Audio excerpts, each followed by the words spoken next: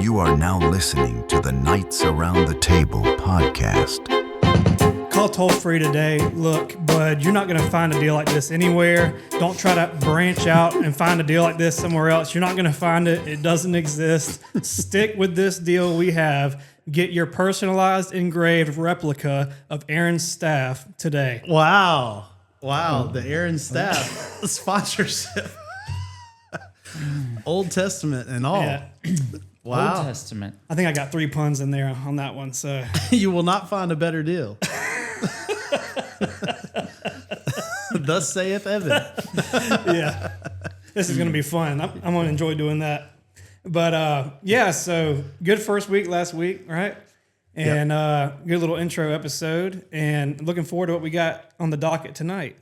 So Absolutely. Yep. It was a very good episode. I enjoyed our time. I'm hoping we get better, a little more fluid, more natural, not dust cobwebs off because we don't have any cobwebs. But, build this thing and it was a good time. This is officially episode 1. We did a pilot episode. It was really good. Got ourselves, able to introduce ourselves a little bit. And today we're very excited to kind of officially, start our conversations around this table. Get it ready going. Yeah, Get it that's going. right. So, what do we got to go on today? Yeah, we did Tonight. The topic at hand tonight is going to be kings in the Bible, and specifically as men around this table, lessons that we can kind of take away. And honestly, man, when I'm doing Bible studies, I can relate. I found myself relating to a lot of these Bible characters more and more, especially as I start getting in a little more of the context. So there's a lot that you can relate to, a lot that you can pick up on, and ultimately a lot that you can learn from a lot of these kings and their stories. So we'll just kick it off. All right. Well, does anybody have any kings that stick out to them offhand? Go ahead, John. I think the most famous and the one everyone probably looks up to the most is David. Yeah. He's clearly, in my eyes, he was the one that he was a man after God's own heart. So therefore, he's pretty elite in terms of kings. After that, they're all human, and that's probably the biggest takeaway you can have. They've made so many mistakes, and looking back, hindsight's 20/20. It's like, why would they do that? I can't believe they would do that. The decisions they made and the things they did, but then you're not in their shoes. You don't have the temptations or the decisions they have to make. And the biggest one that I like, I don't like to think about this, but that pops out to me initially when you're talking about mistakes kings made is Solomon. And you're thinking, it's wisest man. No one's ever lived as wise as him, that's been as wise as him.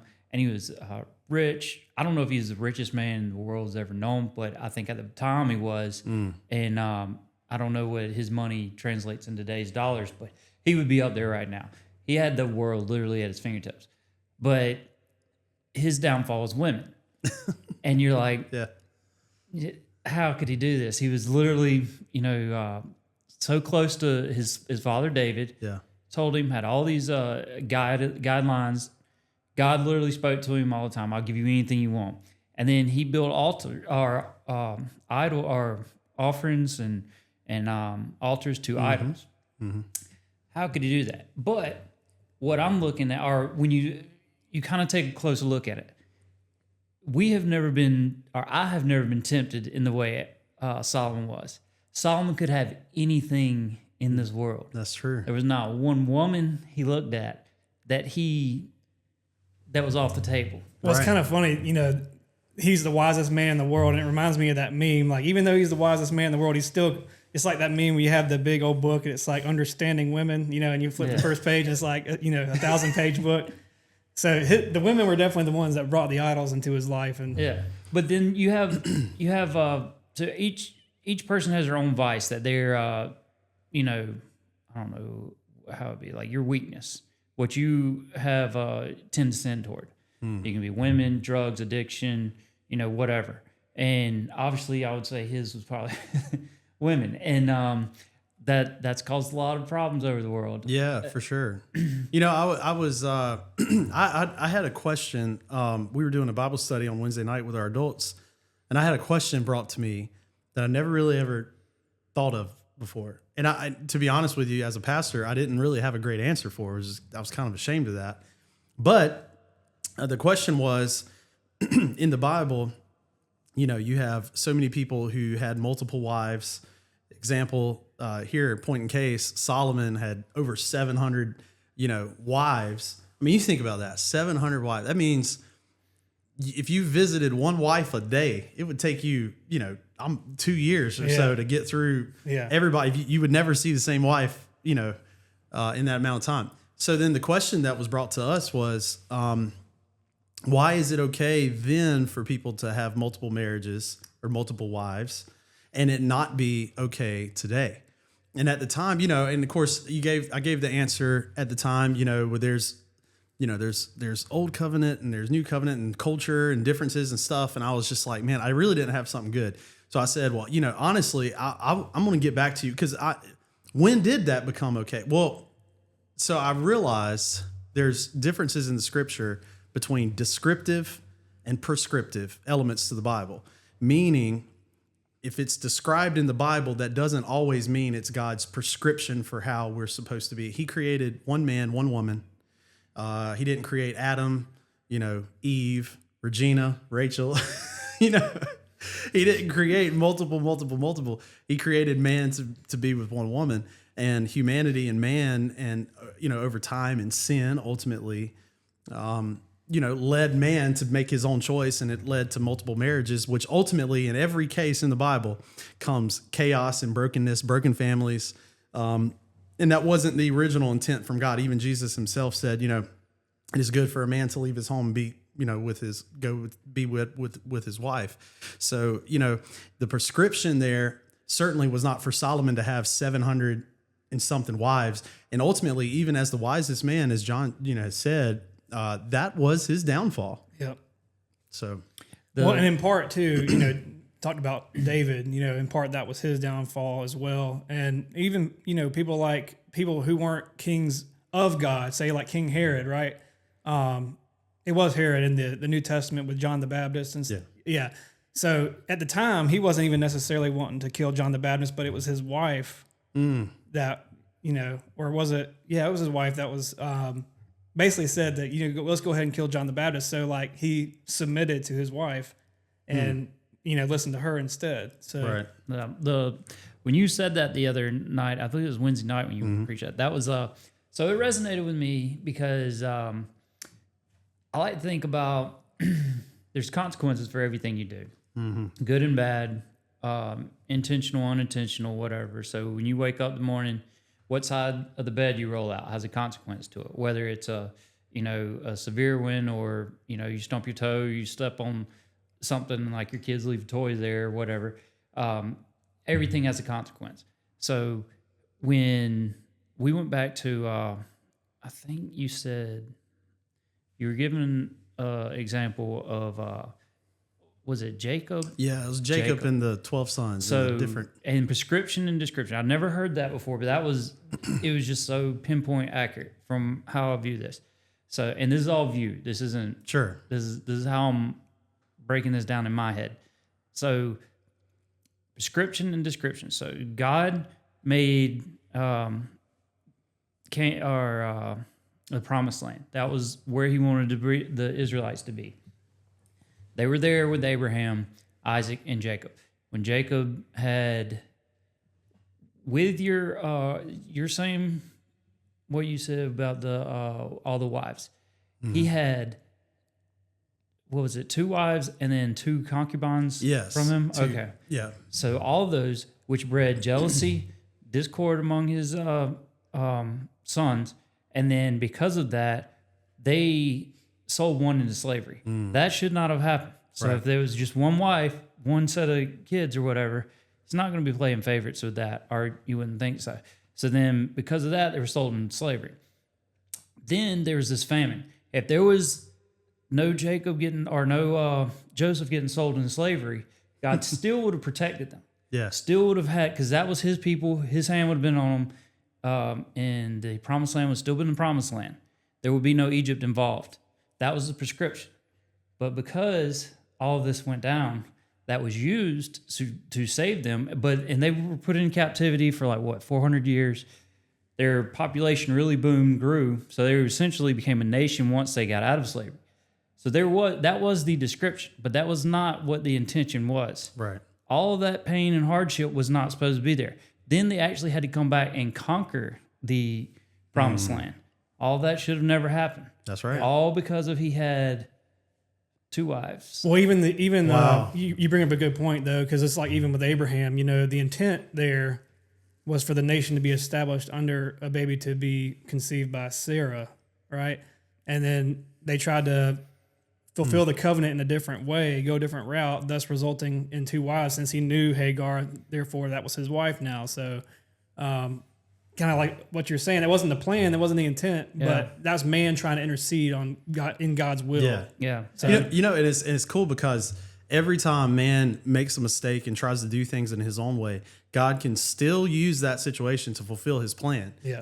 But even in our failure, God's still moving. He's still correcting and doing, fulfilling his promise ultimately. But it is, man, when you sit there and look at it, you're like, man, you think of how differently that painful road would have been for them if they would have just did it the prescription way, the way that God really intended. Right. Yeah. Well, and going off of that, we had kind of talked about this the other day, that doing things your own way, there's a sense of pride there. Like there's a sense of doing things because you think it's the way it should be done. And talking about all the kings that either were godly or ungodly that did something to stray away, ultimately it was because they had pride. And and kings, you think they don't have any accountability whatsoever. They don't have to answer to anybody except for God, or except for whoever they worship. Yeah. If it was a king that was not. That comes with that temptation thing. They don't have the same temptations that you and me do. Right. Like we have all these laws, and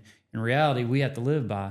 So it's hard to put yourself in their shoes and to look at things, through hindsight and say, I wouldn't have done that. I can't believe he did that, because you have no idea.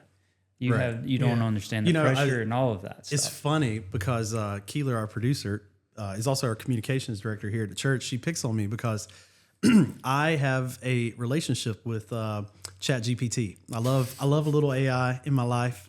Makes me feel good and makes me seem real smart. I did ask ChatGPT, ironically enough, just to see what it would say. Give me a list of kings in the Bible, righteous kings in the Bible, and their failures and what lessons we can learn from them.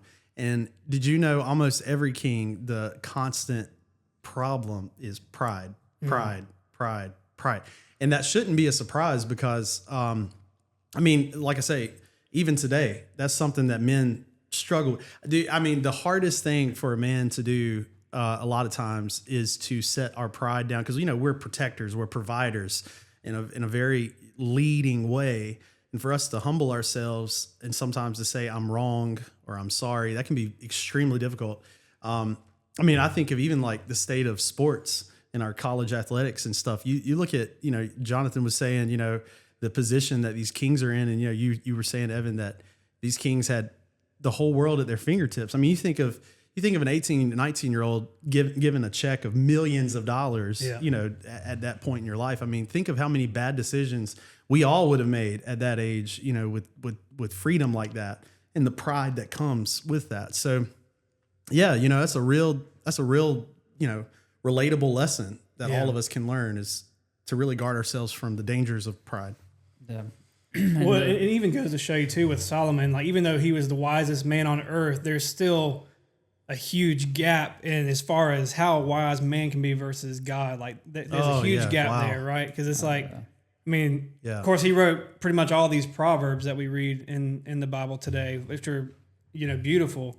But there's still sin, there's still temptation, and he still fell regardless of that. And if the wisest man in the Bible can do that, we all can seem, very fragile compared to that. Yeah. And I guess that pride is in itself there's good pride and there's bad pride, I would say. Just like there's good anger and there's bad anger, there's probably a flip side on that. I mean, I remember, man, like my little son Mason, 8 years old. He was 7 at the time. One of the proudest moments, man, in my whole life was when we won the flag football Super Bowl championship. Nice. And I was so proud. It was a journey on that moment. Like, whenever we first started the season, I was a new coach. We had a tiny little team that it was like everybody else had selected their players and we were given the leftovers. And one of the scrimmages before the season, the coach told us, one of the teams that won, the reigning champion coach told us after we scrimmaged them, we looked like a clown show out there. And they said, listen, I know you want to be the cool coach. just listen, just learn, and teach your boys discipline because your team is undisciplined. And man, you want to get me fired up? You tell me I can't do something. I need to just stop and learn. No, sir. So we had the smallest, we had the ugliest, we had the slowest little boys.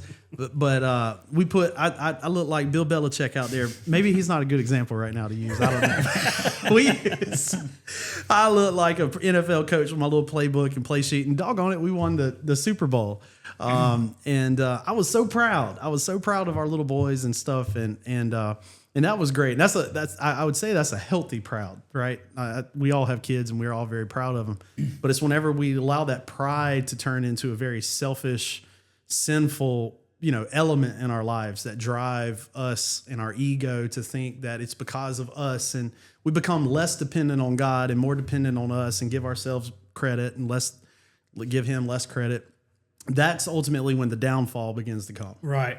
And to me, when I was thinking about this topic throughout the week, kind of similar to Solomon, the one that really honestly breaks my heart that he doesn't get much sympathy and much empathy for, but I feel for King Saul, man. Because on paper, of course, Israel was wanting a king at the time. Like they'd had judges and they wanted a king so bad, and God kind of didn't want that to happen, but he said, you know what? I'll give you what you want. And on paper, you look at it, Saul was like the blue chip recruit. You know what I'm saying? Yeah, like he had stature. He was handsome. Yeah. And he was anointed by God too, by Samuel. And even so that it said he was filled with the Spirit. And so to me, him to go from that point of having everything, I guess, that a man could really want in life, right? Like you have the stature, you have the looks, you have the anointing. I mean, all this stuff. And to basically let that go to ruin, it really is sad. And I know that had to happen for David to take over. But his downfall is kind of really what is kind of tragic and sad to me. Yeah, and there again, the prescription versus description. God told him before they anointed Saul, like when they were saying, "Give us a king." He's like, "You really don't want a king. They're going to send your boys to war. They're going to do things." And he's like, "All right, I'll give you a king if that's what you really want." Yeah. Yep. Consequences. When you make decisions and you get these consequences that you have to answer for, the sin or the shortcomings, whatever they may be, it's not just always you that have to answer for them. And being a king, the best example, I guess, that comes to mind is David when he decided to count his troops and find out. And it took him 9 months to do that. So he had plenty of time and the whole time, I think he had prophets and Joab told him, don't do this. Come to find out, Joab wasn't at the foot of the cross, so to speak, anyway. So, and if he was telling you, it should have been a red flag right there. Again, all these things you're looking at hindsight. And so when he gets done doing that, he gets a little visit from the prophet and says, you have 3 choices. And which ones do you want? And 70,000 of his fellow countrymen died because of it. And as far as the Bible says, David didn't even get sick. Now, he might have, but, he came out smelling like a rose physically, though. So 70,000 people had to answer for his mistake.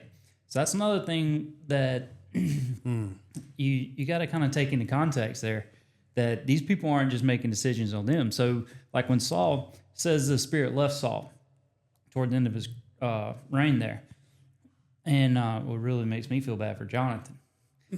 But Yeah. because he should have Yeah. been the Should have been the heir, yeah. He's the and man, you're right. and all that, and the namesake. So anyway, but so as Saul's leading his country, doing everything that he feels obligated and responsible, because he still feels that obligation to provide and protect and lead his people.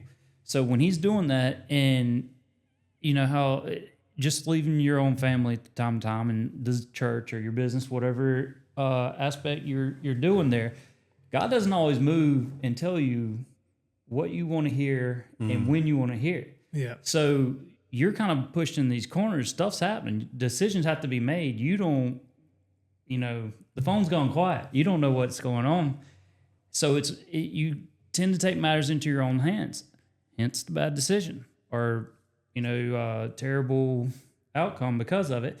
But so that's where I saw, from my perspective, I can see Saul like slowly going this way. I'm like, God, you're not helping me, and just trying to do it on his own. Instead of staying right there, humble, on his knees, and seeking. And he might have been at first, but when those answers don't come, instead of just keeping that faith, it's easy to lose it. And then it's like, you're rolling downhill, and before you know it, you're in shambles.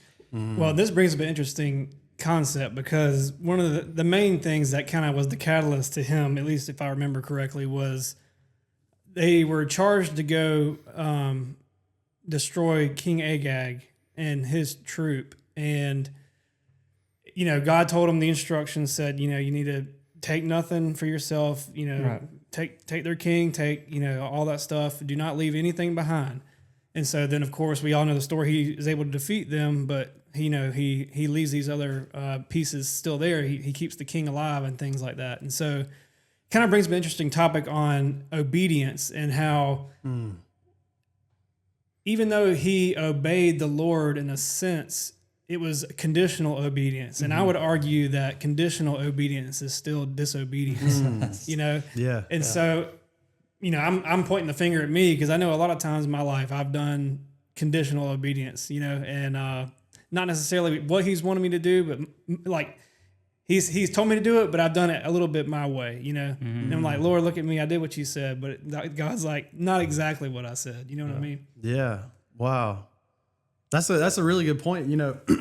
I think for a lot of people, and even that form of disobedience can come from good intention. Yeah. Ultimately, I would dare say that he had good intention in what he was doing. He thought in the moment he was doing what was right. And ultimately, when we do that, through our disobedience shows that we don't fully trust God's plan. Like his plan's not good enough. Yeah. Like, okay, but God, you missed the fact that, this is happening over here. Maybe I need to do this, but what you don't see is that God's already provided a way.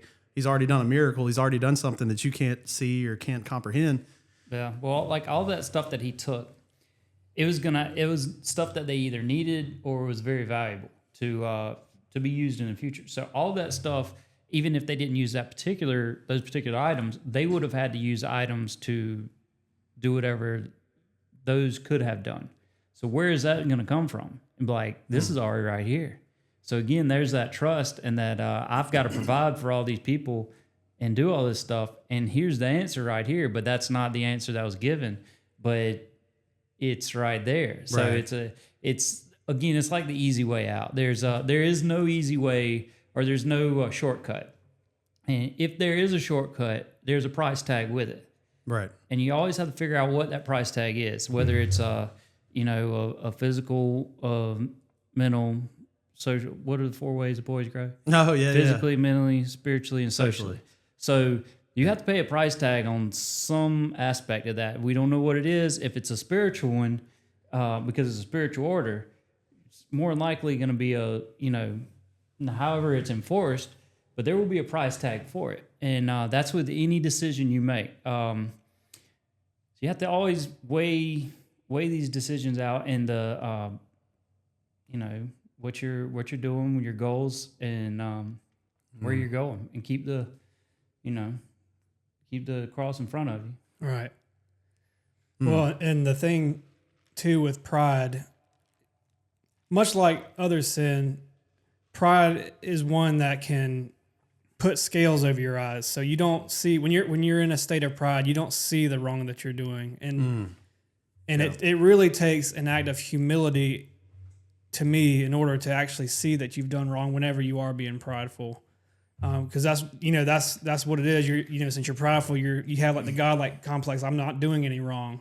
But you brought up, you're talking about Nathan earlier, right? The prophet going to David. Yeah.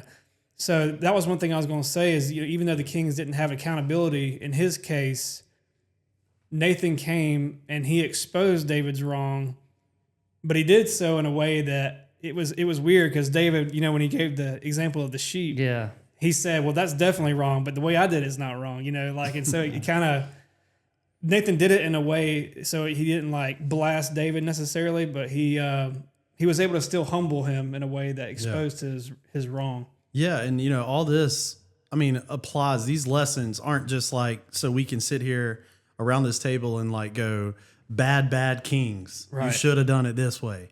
It's for us to take away and look at even our life. And I think for men especially, and like we've already said it, men and pride, all of us want to feel a sense of worth as a man and value, significance.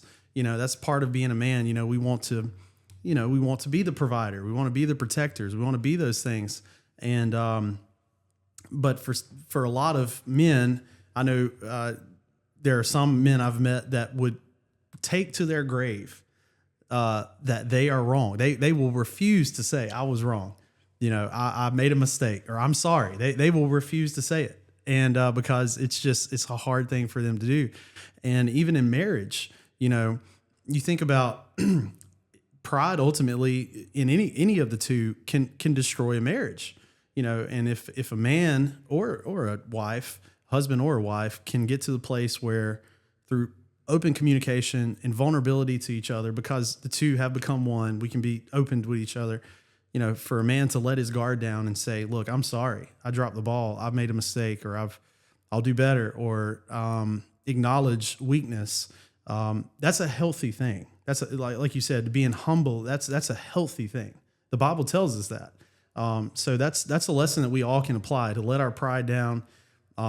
Maybe it's because growing up, I became a professional mess up. I don't know. It's easy for me to say I messed up. Like, I'm sorry. Like I don't have, but for a lot of men, that is a very, very difficult thing and a lesson that we can learn and take away. One of the big things I get from all these kings are, because you're not supposed to look at anyone or idolize any one human. Jesus is the example, the ultimate example. And that's who, if you want to look for someone, say, that is my hero, idol, that is who you do that to. But all these kings who are great men, Saul was a great man, David, Solomon, there's been a very few after that, but, there was a couple. But even if they were great men or not, they were in great position and they held awesome responsibilities. So you look up to these people, and I look at them, they were human. And I'll be like, well, I can screw up that bad. Yeah. I can do that. So, it's not, they haven't done anything spiritually that I can't do. So they're and you look at what they did. David, is as much as he screwed up, God found favor with him throughout his entire life. Yeah, he had to correct. Yeah. So it's like, well, I can hold that line. Yeah. And so there's that. Well, and plus we get the privilege of seeing David, the result of that humility in the Psalms. Come back, yeah. Right. You get to see him lament about things that he did and why it was wrong, and pleading God for forgiveness and grace. It's such a beautiful thing to be able to read. Do you think that if they understood 2,000, 4,000 years later, the microscope that they would have lived under, that they would have been like, still lived the same or thought differently about their lives? Because David, I heard something the other day. I don't know if it's true or not, but I don't know about Saul, but I know David and Solomon, they said there's no trace of either one of those other than the Bible. Like no physical or documented trace. Yeah, archaeological trace of either one of those two. So, and that's partly biblical too, because when the Babylonians conquered them, they said, I will scatter so there will be no remnants. And there is none of the temple or his palace. And so if that's the case, I wonder if David would have, I don't know about pride, because you think about when you die, I don't know when that'll be, but say, in another 40 years, that'll put me around 80. So that'll be a good life, but and then I'll be 80. I'll be like, can I get 20 more? But so anyway, when you get done with your life, you look back, you may be remembered by your offspring, maybe your grandchildren, maybe your great grandchildren if you're lucky enough to meet them. Other than that, your name may never be mentioned again in the history, and unless you get thrown into a museum down there. But other than that, you may never get. There would be nothing left of you. However, David, 4,000 years later, my man is still a hot topic. Yeah, so sure is. That's I wonder what he would have thought of, like, if they told him, your name will never be forgotten. I mean, the Bible said that. God, I guess, told him that. But I wonder if that really hit home to him. I bet in the time, well, obviously in the time, fame, fortune, those kind of things to David really didn't matter. But yeah, I mean, you think about, that's kind of for all of us. Like, if we knew that our life would be in a book that somebody was going to read thousands of years after we're gone, like, would that change the way we acted? Yeah, don't read the first six chapters of mine. So. Right. So like, would you like, because every decision you make, you'd be like, people are going to study this. Well, they're going to like. Yeah, I have an argument that not really an argument, but it's a thought that may be even more significant than that. And it is the legacy and the lessons and the heritage that you pass on through the generation. That perhaps is more important than your story being remembered. Is I live my life like, so what are my what did my children, how is the lessons that I instilled through my life going to be carried on through my children? And then how is that going to be affected in the generations to come? I often think, looking in the Bible and these kings, how is it that you have one king who experienced a move of God and a power of God, and then like a generation later, all that is forgotten and they're out there worshiping idols and stuff? It's like, how did you not remember? If I walked through a Red Sea, if a Red Sea split in front of me and my children walked through the Red Sea, I would never, ever, ever, ever forget that moment. And I would like to think that I would live a life of obedience because of that significant moment.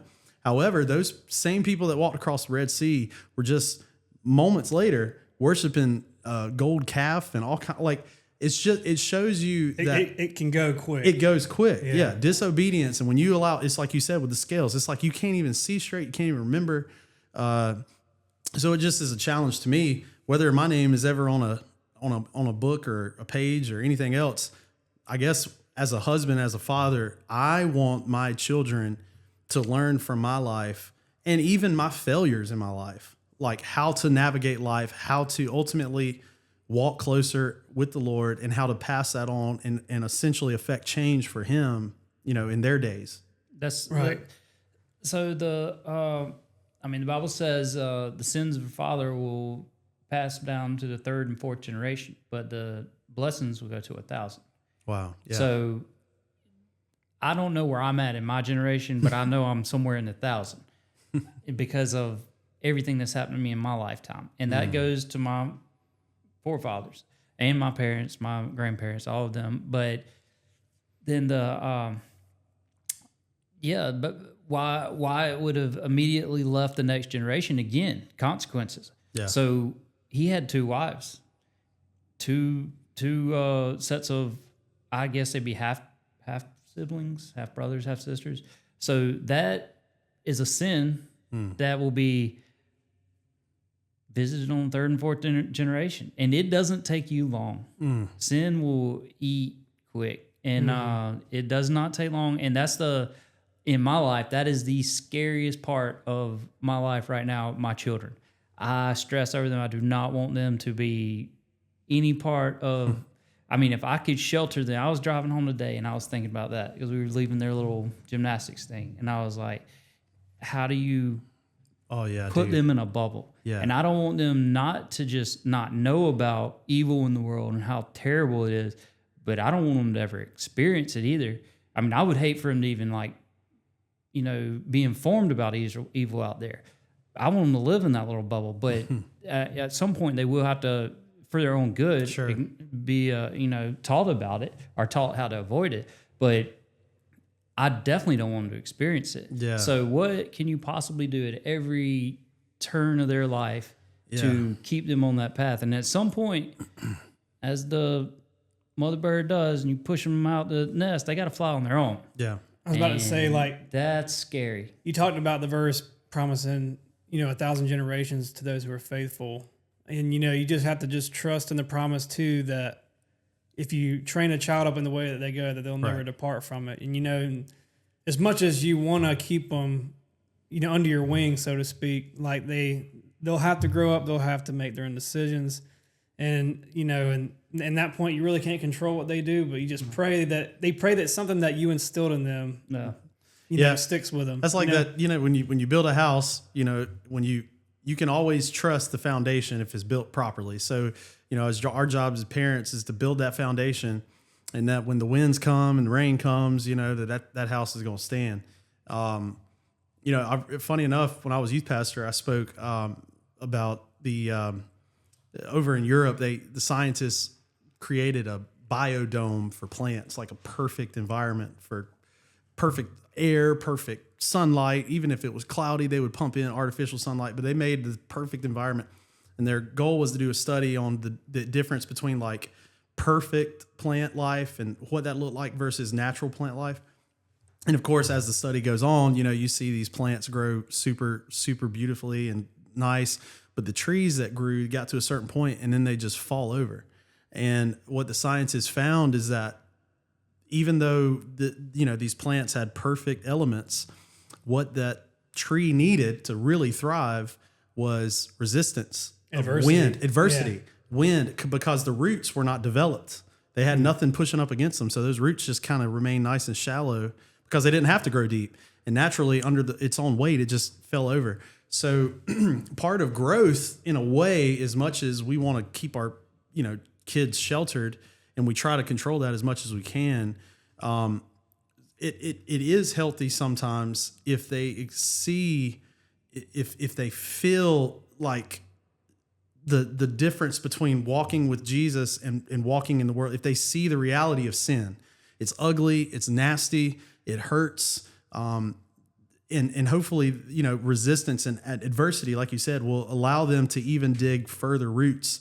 And our prayer is that, ultimately the foundation and the roots that we help them establish when that adversity does come. And man, I worry about college. I worry about my kids in college and what they're hearing and the even social media, man, the voices, like the people who are trendy, the people who are I've been like worried before college even. Exactly. It's gotten younger. Yeah, for sure. But like, I mean, like, when especially when they're out of your control, out of your house, they're out of your teaching, that it is worrisome. However, again, the Bible remains the prescription, as far as you train up a child in the way that they should go and they will not depart from it. And that is just at the end of the day, they have their own decisions to make too. But that is the challenge and the call for men, especially to be the men and the fathers that we're supposed to be and make sure that our children are being trained up properly. Right. Well, when you're raising your kids, they don't come with a manual. I mean, the Bible's a manual, but you don't come with like, here's your kid. This is every situation you could possibly imagine. And each kid's different on top of that. And the only experience you have to go off of is when you were a kid and how your parents corrected you or taught you or guided you in your life lessons.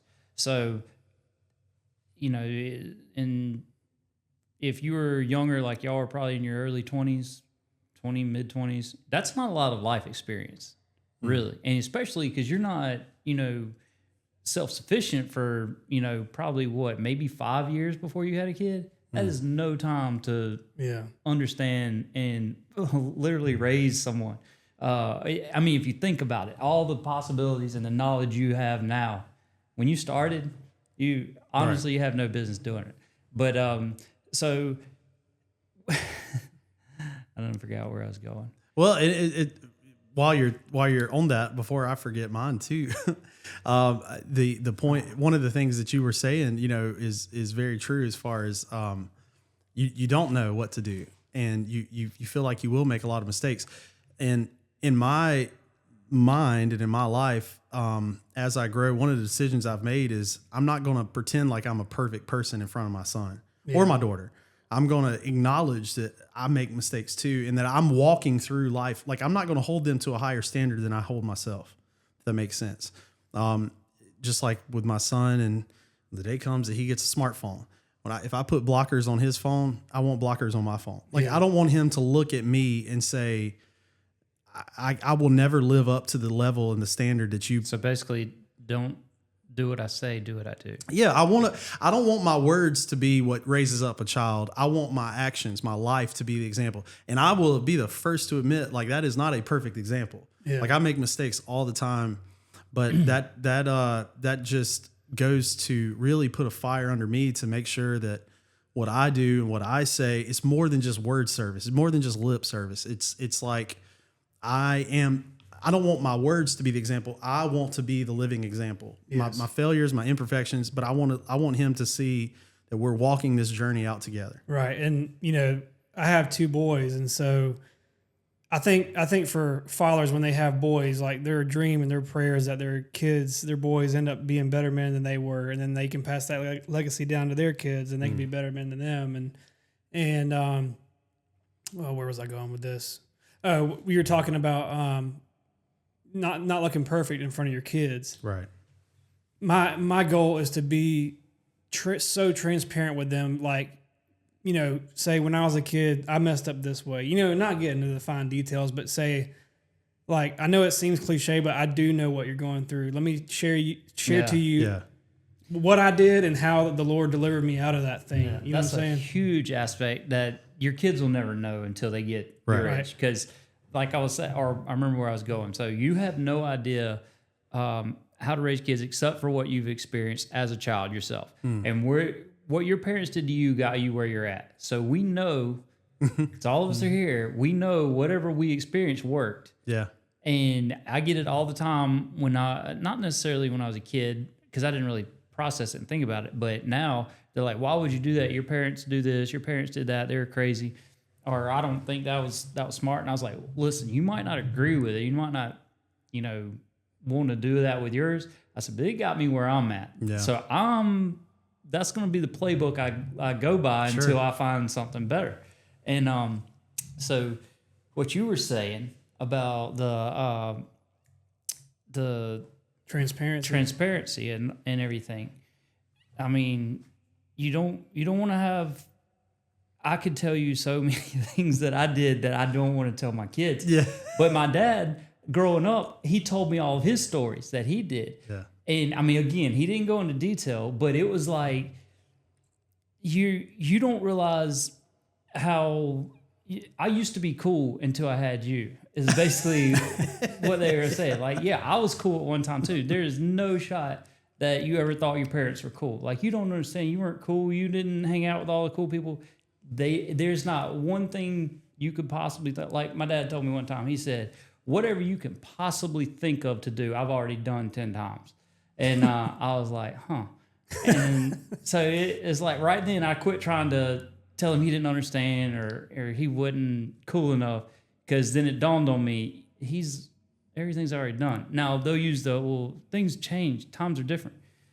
It's the same stuff. Man, people are still human. That's right. The Bible, dude, those kings and those people, like, yeah, they may live in a different time, but we get what they're feeling. Like, you know what I'm saying? Yeah. All of this, the human characteristics and personalities and all that are the exact same. So, the sin is the same too. It just has different forms. I mean, it's the same sin they've been dealing with since. Same temptations. Right. There isn't anything new. It's a giant circle. Yeah. So it's again, whatever they're thinking of doing, it's already been done 10 times. And anything you can think of to do as with the outside of technology. Obviously, they didn't have smartphones or anything like that. But any kind of anything you can possibly think or think that you've experienced in this world, it's already been done and experienced. And that goes by, like, a lot of people feel like, well, I've had all this happen to me, and I've been this much pain, or I've been dealt this,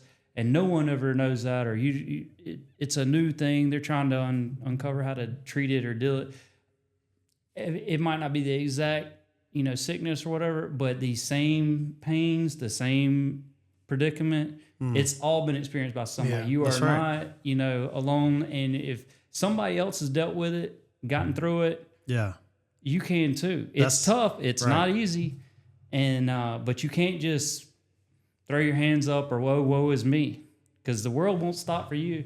So, that's just another thing I don't like. I don't like people who, I shouldn't say I don't like people who do. I do not like it when people try to play the pity card, because it's unhealthy. And if you, again, like they say, if you play the victim, you will be the victim. And you see that in history too. Yeah. It's also, though, it's like you said, it's encouraging, because for every one of these little failures, and especially the ones in the Bible, and we have the benefit of seeing the story and seeing how things worked out. But those people living in that moment didn't have that benefit. But we still see God's redemption, God's love, God's grace over them, even in their own ways and in their own, prescriptions themselves. God's, still there, still working. Exactly. It's so encouraging. Yeah, and you talk about wanting to be remembered.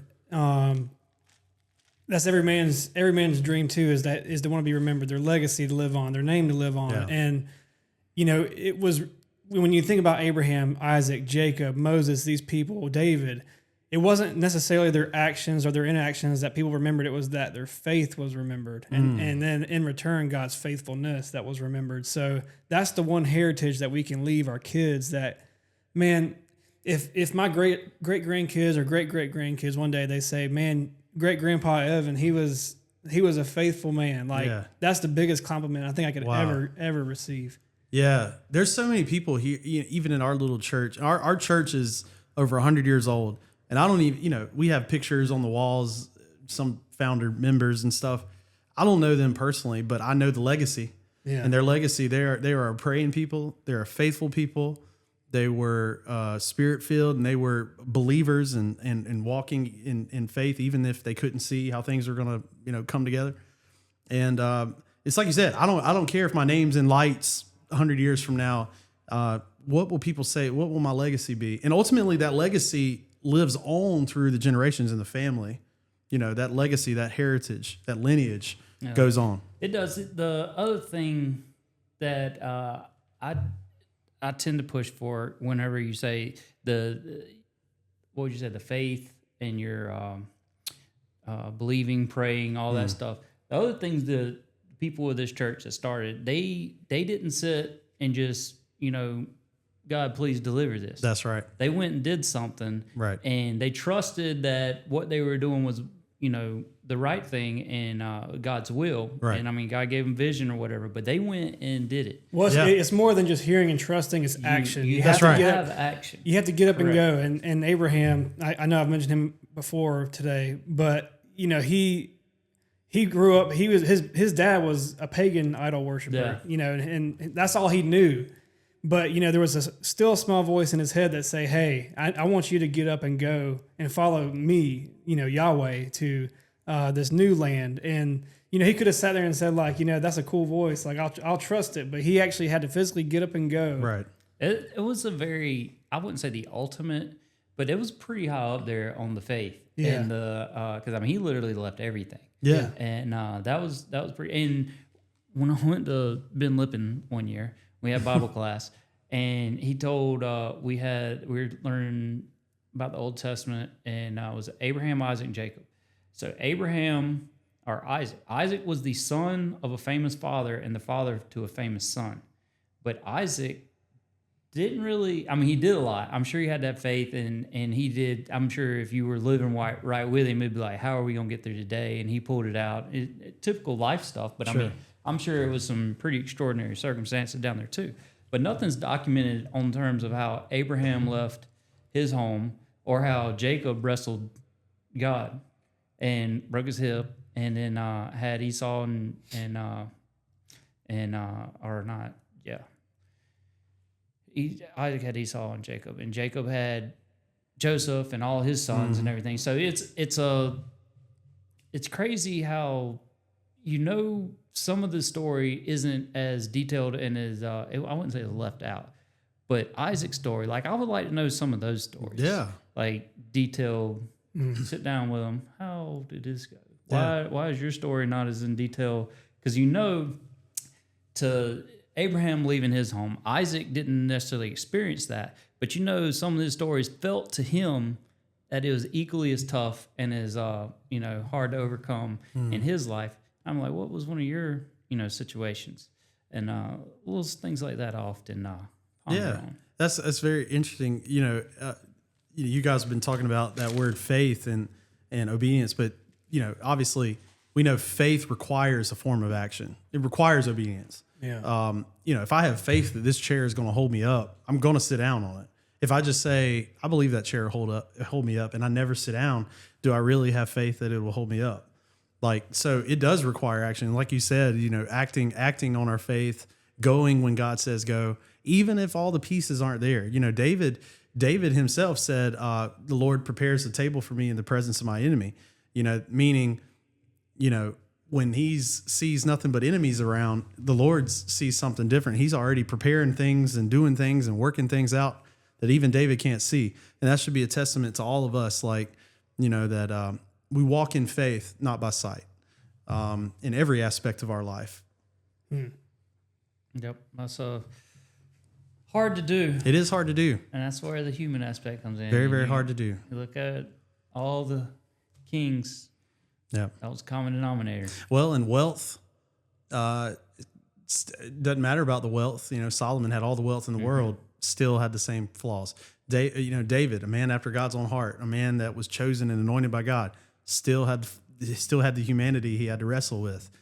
All these kings and Jehoshaphat and all these different kings that the Lord established still had to battle that humanity. And ultimately that should tell us that we live in these flesh bodies. We live here on earth, a fallen world. We're going to have to battle sin. And that, again, that's why we need spaces like this where men can, especially men, we really struggle. And I think there's actually, through social media and through outlets like this, I think there's a turning of that, I believe, with our men. But men especially, believers, anyone, needs spaces like this where we can all be encouraged together. Yeah. Sharpen each other together. Exactly. You need your own Nathan. Like at least I do. Every week I meet with my best friend I've grown up with since I was 3 or 4 years old. We meet every single week and we hold each other accountable. And he'll ask me the tough questions. I'll ask him the tough questions, and we're Nathan to each other. And we really need that in order to stay in line. And the weeks where we don't meet is the weeks where I tend to screw up, or I tend to get lazy. I tend to forget my priorities. So having that is extremely helpful. And then, it's interesting, the idea of kings, like we have an idea of what a king should be like. And much did the people of Israel with Saul. He was tall. And whenever David was anointed as king, it didn't make sense because he was out of the lowest tribe in Israel, and he was the smallest. It didn't make sense. And so when it comes to Jesus, he came obviously as the King of Kings, and he expressed in full form what a true king should act like, full in humility, full in servitude. And that's just, and I think that's why a lot of people in other religions, they can't see Jesus as Messiah, because he wasn't the king they were looking for. Right. He wasn't the king that they expected. He wasn't the one they wanted. Right. But another thing, which is a little bit off that, but looking for your your Nathan, we're reading I forget 2 Kings, and Rehoboam is when he just became king, and he sought the counsel of his young advisors, and his father's advisors, and turned down the advice of father's advisors, and kingdom rejected him. So there is a lot, like you need your Nathan, but you also need wise counsel, and that generally comes with age. True. Yeah. And so when you get seasoned people out there who not necessarily, sometimes they're not old, but they've been and lived through a lot of stuff. They've gained experience. There's a lot that you shouldn't throw that to the side. You should value that, cherish it, and put that above, to the young juvenile that doesn't know and just wants to, this is how it should be. Yeah. It should be like that, but it isn't. So, there's a lot to be said about that as well. For sure. Definitely. Well, I think this has been good tonight, y'all. Man, my prayer through all this is that while we are the king of our household, so to speak, I pray that we would pray for consistent humility, consistent, I don't know, being able to be meek.